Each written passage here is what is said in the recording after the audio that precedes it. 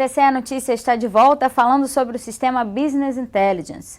Raul, no bloco anterior a gente falou sobre todas essas inovações que o Business Intelligence trouxe até para essa fiscalização que o TCE faz dos órgãos, né, que estão sob a batuta do TCE. Como é que você avalia as vantagens que esse novo sistema trouxe para essa fiscalização? O que você acha que isso trouxe de mais relevante? Tá. Lá na nossa área a gente está aplicando isso em duas frentes. Uma é a instrução processual, principalmente, por exemplo, no caso das aposentadorias. Hoje a gente já recebe através de processo eletrônico todos os dados que a gente precisa para análise de forma estruturada. Então a gente pode criar um sistema que boa parte das verificações já se dá de forma automática. Então, assim, quando o auditor vai analisar uma aposentadoria, ele já tem pré-analisado os requisitos constitucionais, como tempo de contribuição, idade, tempo de efetivo exercício de magistério. Isso já reduziu significativamente o tempo necessário para a análise de cada aposentadoria e a quantidade de recursos necessários. Fora isso, na auditoria de forma mais ampla, essa base como um todo permitiu a gente identificar novos padrões, seja pela aplicação de testes de auditoria sobre essa base, seja pela própria estatística e série temporal daquele dado.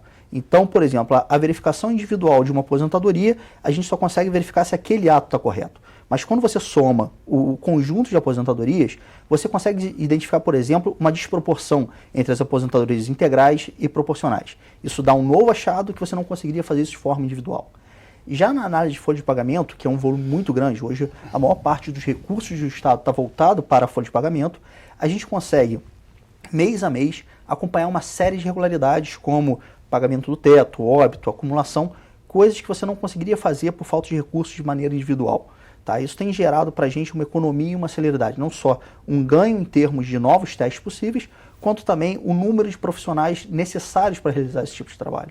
É interessante que você fala sobre uma vantagem para o TCE e para o gestor público, mas essas vantagens também, pelo que você fala, por exemplo, da aposentadoria, são vantagens para a população também, para o servidor, que muitas vezes demanda um tempo muito grande, né, para conseguir efetivamente conseguir essa aposentadoria, e parece, pelo que você falou, que essa ferramenta agiliza esse processo também, né? Sim, porque na verdade essa agilidade não é só uma economia de tempo do tribunal.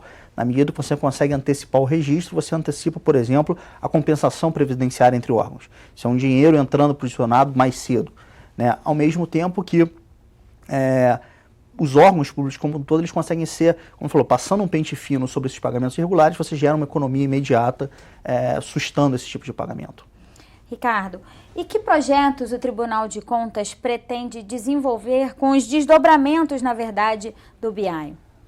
A ideia é ampliar isso para os empenhos, os contratos, para a lei de responsabilidade fiscal, para todos os outros projetos que o tribunal precisa, porque você vai precisar aplicar esse tipo de projeto, o BI, em todos os projetos operacionais do tribunal. Entendeu? Então isso não só se restringe à folha de pagamento, aos contratos, não, se restringe a tudo. Então é um projeto assim, que é muito interessante, muito legal, isso a gente está fazendo com o pessoal da casa, né? Não tem consultoria, né? Todo mundo tem a formação, os funcionários da casa têm a formação, têm a capacitação de fazer, e eu acho que o futuro assim, vai ser muito legal, porque a gente vai envolver praticamente todo mundo do tribunal.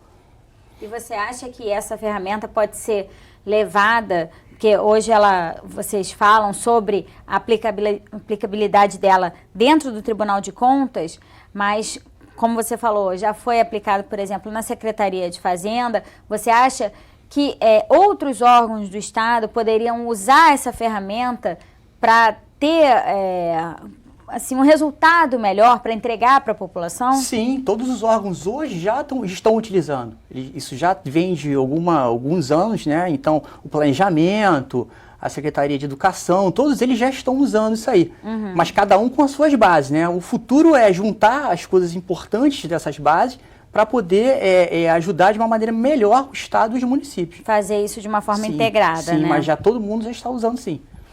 E Raul, como é que você analisa a transparência proporcionada por esse sistema? Né? Você acredita que isso é uma tendência, que isso pode ser levado para os gestores e para os órgãos fiscalizadores de controle externo, por exemplo, de outros estados do país inteiro? Na verdade, isso é uma tendência mais ampla. O que você vê por parte da sociedade é uma demanda pela abertura desses dados. Isso culminou com a regulamentação do acesso à informação pela Lei de Informação e outros decretos. Hoje você já encontra, na maior parte dos sites governamentais, a publicação dos seus dados internos de gestão de pessoal. E isso de uma forma acessível, não só via ferramentas sofisticadas como BI para o tribunal, mas também para o cidadão. Você tem ferramentas menores que ele consegue acompanhar essa gestão pública. É claro que é uma mudança de cultura. O próprio tribunal está migrando dessa ideia da fiscalização de papel, de uma cultura mais jurídica, para uma cultura mais analítica. Mas uma vez que você superado os ganhos que você tem, a dificuldade que você tem para implantar a ferramenta e para mudar essa cultura, os ganhos que você tem em termos de economia de recursos, da agilidade que você tem para identificar e corrigir uma irregularidade, são muito grandes. Então, dificilmente você consegue reverter essa tendência. E para a sociedade, ou seja o resultado da decisão em si, que você tem já os dados analisados, seja você levar para a sociedade a própria cultura de acompanhar os empenhos, os contratos, diretamente, ou seja, direto com acesso aos dados, vai ser uma coisa irreversível que vai para os órgãos de controle, mas também para a sociedade como um todo. E você saberia dizer se o Rio de Janeiro é pioneiro na utilização dessa ferramenta? Porque a gente sabe que em outros quesitos o Tribunal de Contas tem essa integração com tribunais de outros estados, faz esse diálogo quando quer implementar alguma novidade. No caso dessa ferramenta, houve alguma conversa nesse sentido? Você pode analisar, por exemplo, se outros estados também têm avançado nesse sentido? Sim, na verdade, o tribunal ele sempre caminha junto com os outros tribunais. Inclusive, a gente tem o Instituto Rui Barbosa, que, de certa forma, articula essas inovações no Brasil como um todo. E a gente compartilha muito, todos estão caminhando para uma linha dessa. O processo eletrônico, a análise baseada em dados é uma tendência não só do tribunal. Por exemplo, Pernambuco teve uma experiência prévia ao tribunal com a análise de folha. E isso é uma tendência que a gente está vendo no Brasil como um todo. Pelos ganhos, é uma coisa que é uma boa prática que está sendo difundida no controle externo como um todo. Bom, gente, então infelizmente nosso programa está acabando. Queria agradecer, Raul, obrigada pela sua participação. Ricardo também, muito obrigada por ter vindo ao TCE Notícia. Se você quiser rever esse programa, acesse www.alerj.rj.gov.br. O TCE Notícia fica por aqui.